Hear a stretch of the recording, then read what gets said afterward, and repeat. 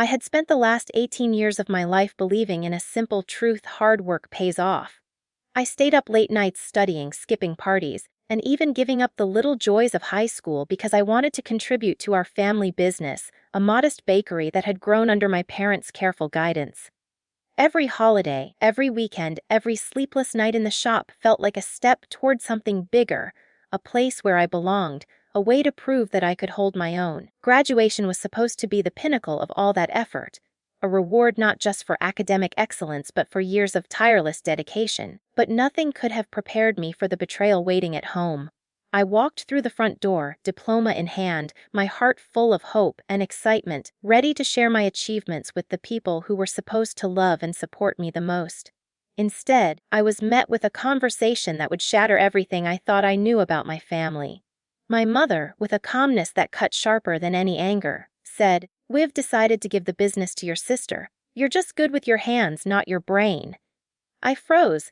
My hands that had kneaded dough at 3 a.m., stitched together tiny mistakes in bookkeeping, and cleaned every corner of that bakery until it shone, were suddenly meaningless.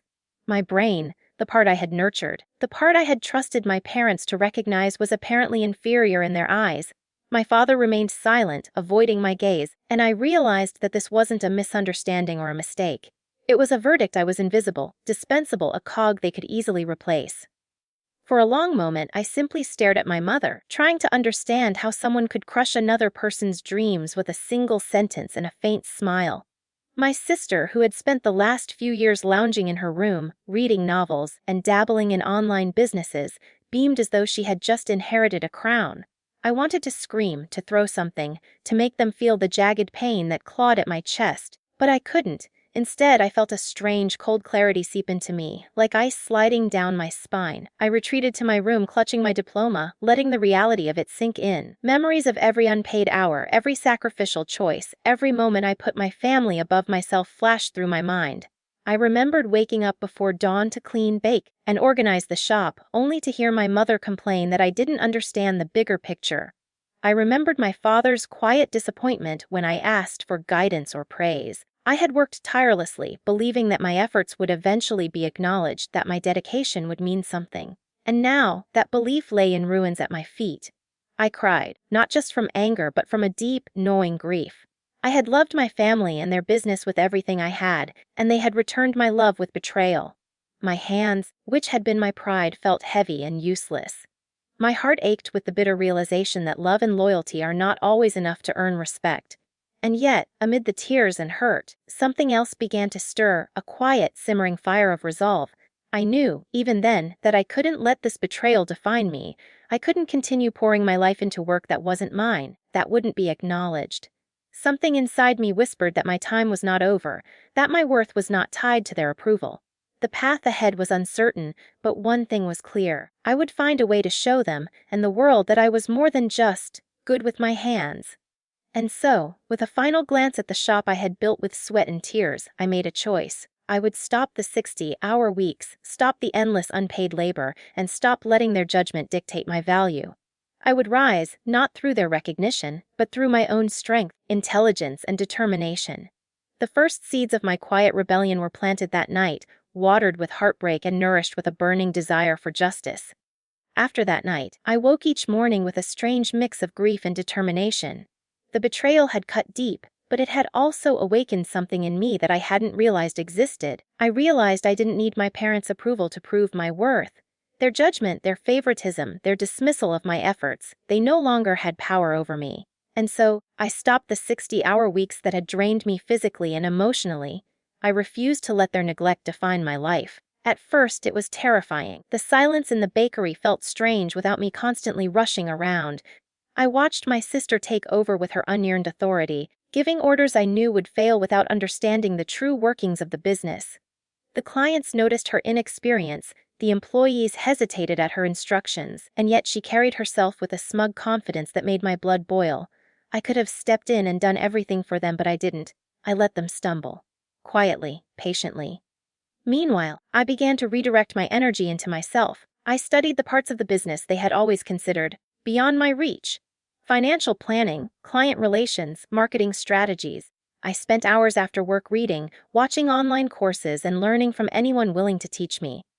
Every skill I acquired felt like a brick in a secret fortress I was building for myself. While my parents and sister continued to underestimate me, I was preparing the tools I would need to reclaim what they had stolen, not through anger or confrontation, but through undeniable competence.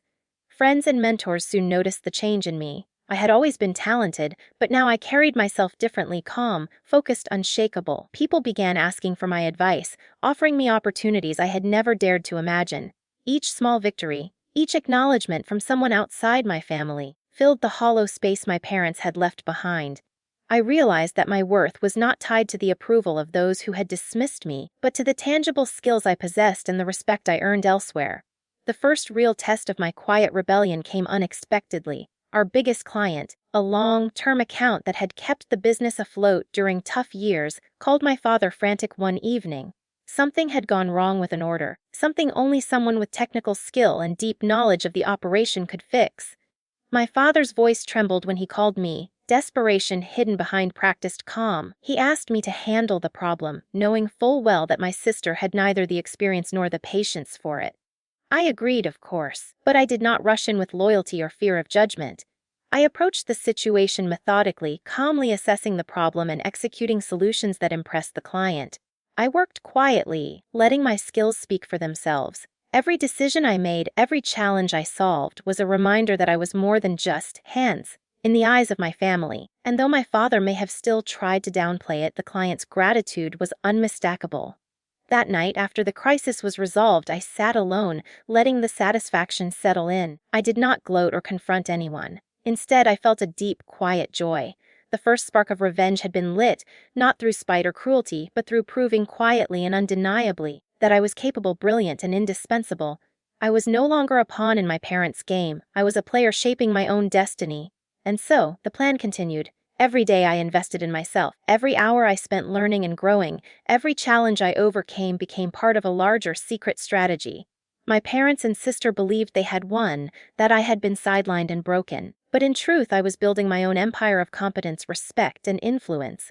And one day, they would see that the person they dismissed as just good with her hands had been quietly preparing to outshine them all along. By the time the next month rolled around, I had settled into a rhythm that was entirely my own. I no longer worked to please my parents. I worked to sharpen my mind and perfect my craft. Every project I touched outside the family's notice became a lesson in control and strategy. I wasn't just learning business, I was learning influence, the kind of quiet power that didn't need to be shouted from rooftops. My parents thought they had won, but they had only underestimated me further. It started with small interventions. When the bakery faced logistical problems or supply delays, I offered solutions that no one else considered. My sister, eager to assert herself, would fumble, make hasty decisions, and grow frustrated. I would step in, seemingly casual, offering guidance disguised as a friendly suggestion.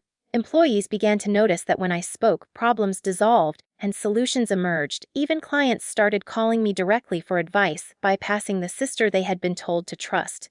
The thrill wasn't in being seen. It was in being indispensable while remaining in the shadows, like a ghost orchestrating events that everyone thought they controlled. Then came the real opportunity. The biggest client, whose recent order had gone sideways, became the stage for my quiet triumph. The client had begun asking questions about processes, suggesting improvements, and even subtly complimenting my approach to solutions. I realized this was the moment to solidify my influence, not through confrontation, but through undeniable results. I presented a comprehensive plan, anticipating every potential issue, streamlining production, and securing extra perks for the client that my sister would never have thought to offer. My parents noticed the change immediately. My father, pride and embarrassment warring in his expression, tried to take credit, while my mother remained dismissive but cautious. My sister, however, was the most fascinating to watch. She scowled as clients complimented me, her attempts to undermine me backfiring at every turn. Every misstep she made, every hesitation, only highlighted the contrast between her impulsive decisions and my deliberate, thoughtful actions. It was almost poetic, her arrogance meeting my quiet intelligence, and my intelligence winning without a word of malice. I took no joy in humiliation. I did not gloat. My revenge was sweet precisely because it was indirect. Each success was a reminder that my talent and vision could not be ignored, that my parents' judgment had been flawed, and that my sister's temporary advantage was meaningless against real skill. Clients began requesting me specifically, even offering contracts and deals directly to me. Bypassing the bakery entirely, I was no longer a worker behind the scenes. I was the unseen force keeping the business afloat, the glue no one could replicate. Yet, even as my influence grew, I remained calm. I did not rush to claim the spotlight.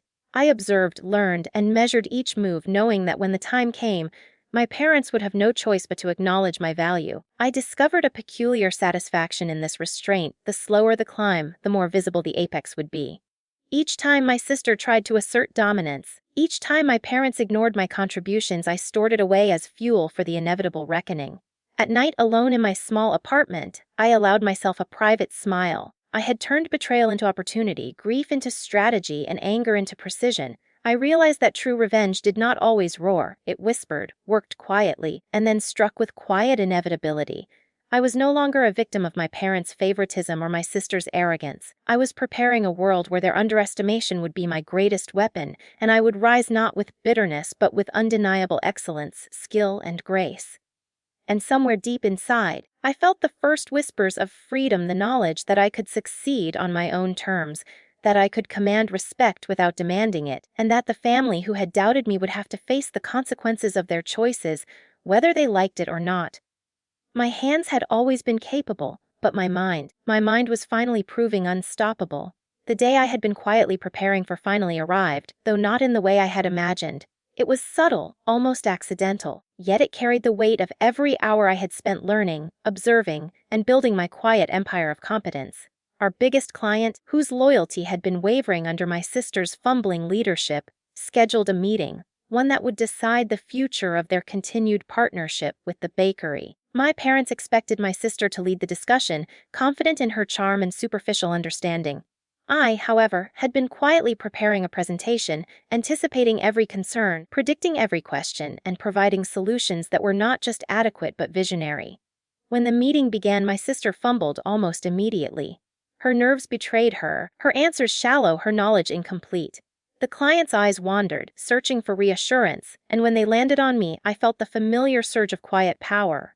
Calmly, deliberately, I walked them through the plan I had crafted, explaining each step with precision and clarity. I anticipated objections, addressed concerns before they were raised, and presented ideas that were bold yet practical. The client's expressions shifted from doubt to amazement, then to admiration. By the end of the meeting, they were not just convinced, they were impressed, eager to continue working with me specifically, and asking if I would personally oversee future projects. I could see my parents' reactions in the background. My father's jaw tightened, a mixture of pride, shame, and disbelief flickering across his face. My mother's lips pressed into a thin line, her usual condescension failing her for the first time. And my sister, oh my sister, her face went pale, her confident mask slipping as she realized that the person she had dismissed as just hands had orchestrated their greatest victory. She looked at me with a mixture of fear and disbelief, the roles reversed in the most undeniable way. I didn't gloat. I didn't raise my voice. I let the client's gratitude, the tangible success of the meeting, and the silent acknowledgement of everyone present speak for me.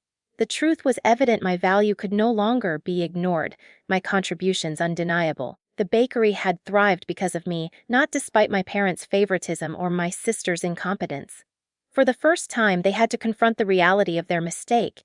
After the meeting, my parents pulled me aside, their voices tentative, awkward with unspoken apologies. I listened quietly, sensing the tension between regret and pride. I didn't need their praise, didn't need their validation anymore. I had proven my worth not to them, but to the world, and most importantly, to myself. I realized that the sweet satisfaction of revenge wasn't in humiliation or confrontation. It was in the quiet, undeniable acknowledgement that I had succeeded on my own terms. That evening, I returned to my apartment and allowed myself a moment to reflect. The grief of betrayal still lingered like a faint scar, but it no longer controlled me. I had transformed anger and hurt into skill and strategy, and in doing so, I had claimed my own power. I knew I could continue to grow, continue to build, and continue to prove that my hands were capable. But my mind was unstoppable. In the days that followed, my parents and sister began to rely on me more openly, not because they had changed entirely, but because they had no choice. The proof of my abilities was too overwhelming to ignore. I stepped into a leadership role, not with vengeance, but with grace, showing that my success was never about defeating them, but about claiming what was always mine. The bakery flourished under my guidance, new clients sought my expertise, and the subtle balance of power had shifted irrevocably. And yet, even in my triumph, there was a quiet acknowledgement of what I had lost, the unconditional love and recognition of the family who should have believed in me first. That wound remained, a reminder of the betrayal that had sparked my transformation, but it no longer weakened me. Instead, it fueled me a gentle, persistent fire that reminded me that my value was never defined by anyone else's approval. For the first time in my life, I had turned betrayal into opportunity, heartbreak into strategy, and doubt into undeniable success. I had been just good with my hands, they said, and now I was unstoppable.